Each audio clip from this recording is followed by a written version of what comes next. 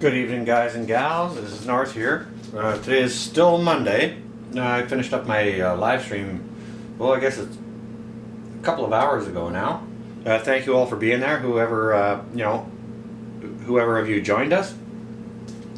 Thank you ever so much. Excuse me. Now, this is a video I've been wanting to make here for a couple of days, and the idea for it came to me the other day when I was making another video for you guys. And we'll get to that, okay? But what I wanted to talk to you guys about was protein storage and show you guys some of the things that I keep in my pantry, maybe to just help you guys think about diversifying your own protein storage in your own pantries, okay? And thinking about the things that you can do just sort of a little bit outside of the box. Not to steal from Josh or anything like that, but you get what I'm saying, okay? So let's talk about proteins and what kind of proteins we can store in our pantry, realistically, okay? And I've got at least 20 here to show you, okay? Now there's many, many more. Yeah, obviously, the 20 or more that I have here on the table aren't the end all and be all of protein storage. Anyone who's got more suggestions, please leave them in the comments down below, okay? But the first thing we're going to go to as preppers, the good, easy one is, let me just adjust this camera here so I can see it. Yeah, good old peanut butter, right? It's super simple. Open it up, open easy, and in a bad situation, you can jam your fingers in there, grab a big old scoop of it, and you can get some protein in, okay? So that, for me, that's one of the first go-tos. Yeah, do I have a couple of years supply? Yeah, I probably do. Let me just slide these things out of the way here for just a second. So the next thing that most of us go to are canned meats, right? And we always talk about Spam. This is the holiday brand. No, I will never buy Spam again.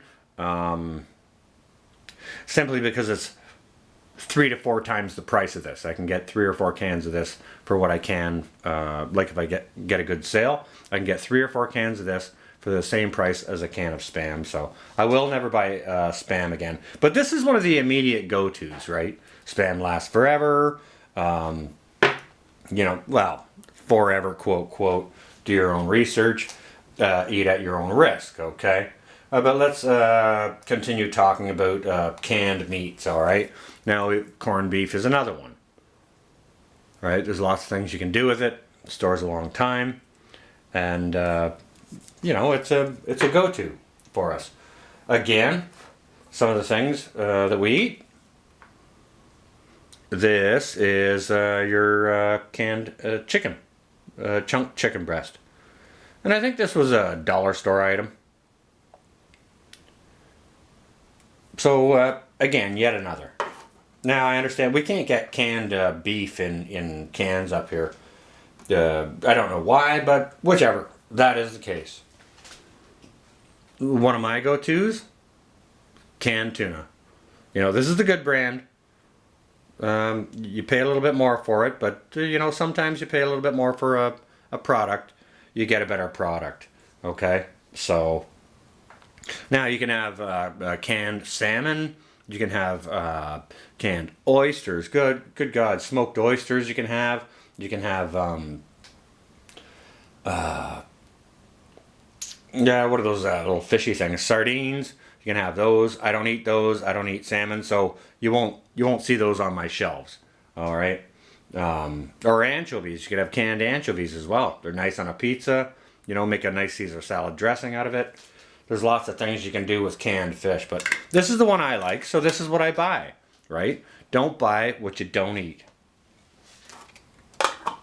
Okay? So, we'll just set some of those things aside here for a second. Did the peanut butter. Here's another one. Canned ham. They're great. It's a great portion size. It's not terribly expensive. And all these items I'm showing you here, they're all open and eat. You can just crack it open and eat it. They're already cooked, okay? So that's another good one as far as, you know, canned ham. So far we've got Spam, corned beef, canned chicken, canned tuna, peanut butter, cooked ham. So what's that? 1, 2, 3, 4, 5, 6 varieties. Here's another one. Your good old cocktail wieners. You know, I'm not a huge fan of these, but I thought I'd put them in my preps to diversify, right? And, you know, I'll rotate them out.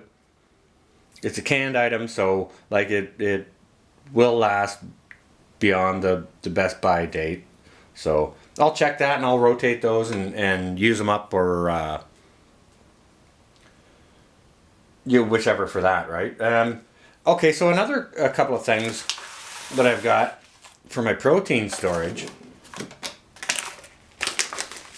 As some of you know, I make my own, not sure if you can see that, that's smoked pork hocks. And these ones were done on, it looks like that was July 2020 for this particular pork hock.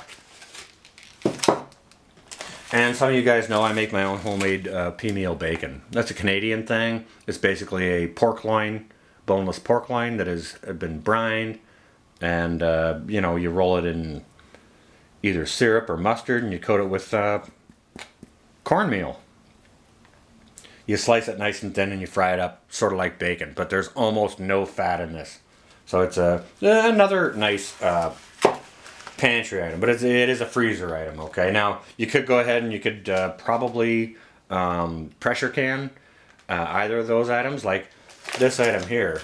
This one here is not cooked. It's just brined and rolled in cornmeal, okay? So it's not cooked, it's not ready to eat. This one here, I could open this up, thaw it out, and eat it.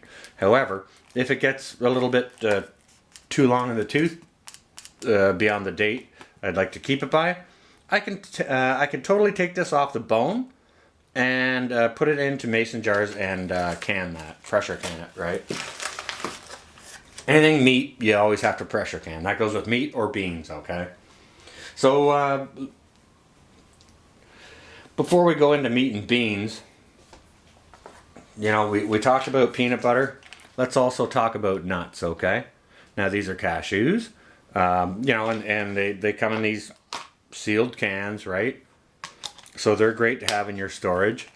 Like I said, these are cashews. You can have almonds or peanuts or, you know, all kinds of things. Sunflower seeds. All great things to store into your protein storage. Okay, so let's get into a little bit more into meats and beans so far. So we're going to carry on with meats, I think. And what made me think about making this video for you guys is the other day when I was making these pickled eggs. It's like, holy crap, well, there's yet another protein storage you have in your pantry or your fridge. And now I've heard people have kept these on their shelves.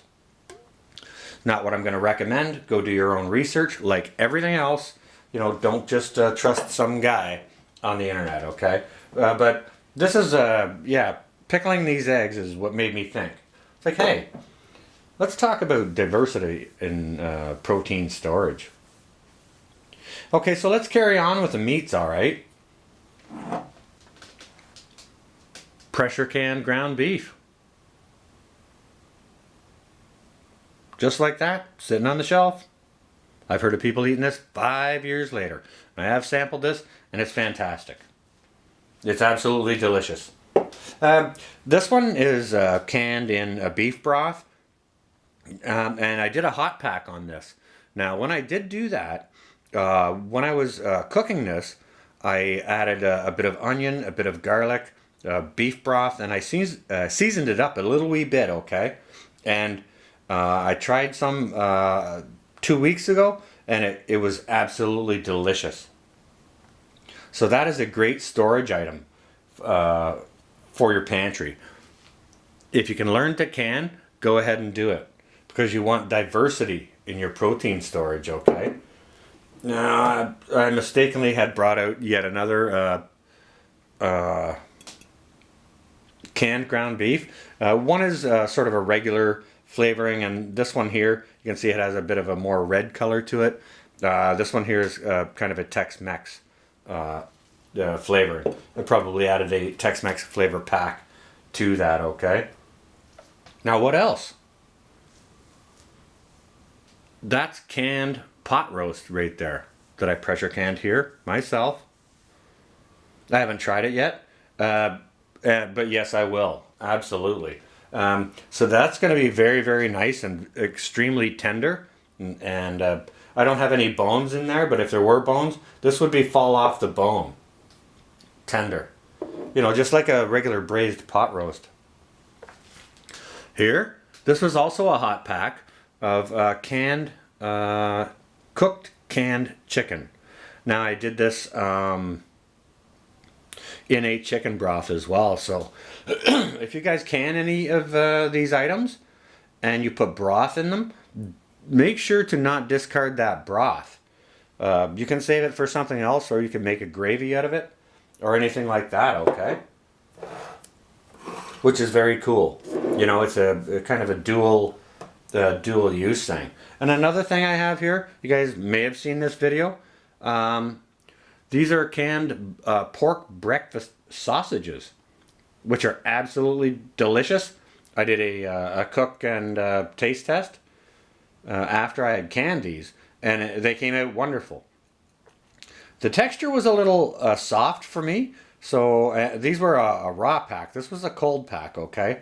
So what I might do next time, just for my own palate, is maybe next time I'll cook these out in a frying pan and do a hot pack with these. So, but that's just yet another protein storage. Now, we've talked about all these items over here. That's all fine and good. Let's talk about these items here. These are chickpeas. These have been oven canned.